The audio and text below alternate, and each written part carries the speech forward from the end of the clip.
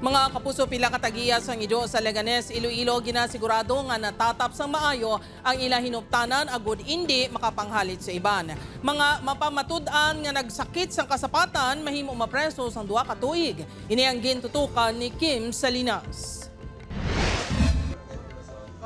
Ginasiguro sang pet owner nga si Rosario sa Barangay Poblasyon Leganes, Iloilo nga hindi magliho-liho ang iyang mga ido. Kompleto man ini sa bakuna. May got gid na siya. Diri lang na sa sulod ka balay. Way ginanamon ginapagwa kung hindi kami upod. Tibod dai to kung makagwa ng ido tapos makagagat sa mga tao. Sang weekend tato na kaido ang gintiro sang Indian target sa Zaraga, Iloilo. May isa pa kaido ang gintiro sa Barangay Paho sa Martes. Siniman nga Pebrero, may kaangay man sining insidente sa Mursa Negros Occidental sa diin. Natiruhan sang Indian target sanday TikTok kag bulldog.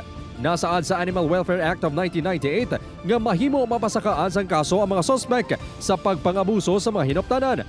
Kung nagtugas ang kamatayon, mahimo mapreso sang 1 ka bulan tubtob 2 ka tuig kag magmulta sang 100,000 pesos. Mahimo idugang sa ipasaka nga kaso ang malicious mischief. Kung severely injured ang sapat, ang fine is 50. Pero kung way man gid matamaan pero may mga napilasan, ang fine is 130,000 pesos.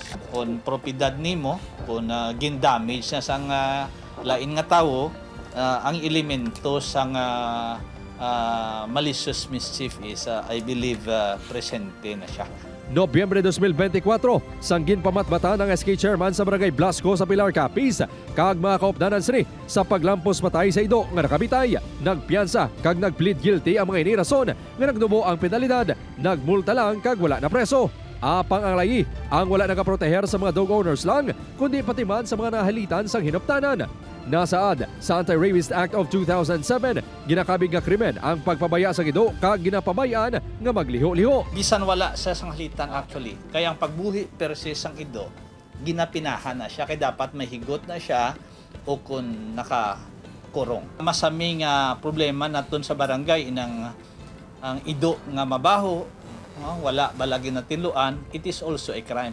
Mahimo magmulta sang 10,000 pesos ang pet owner nga nagpamalibad nga bantayan ang ila hinuptanan nga nakakagat sang tao. 25,000 pesos naman ang penalidad kung hindi pagbaydan sang pet owner ang medical expenses sang individual nga ginkagat sang ila ido. Kim Salinas, 1 Western Visayas.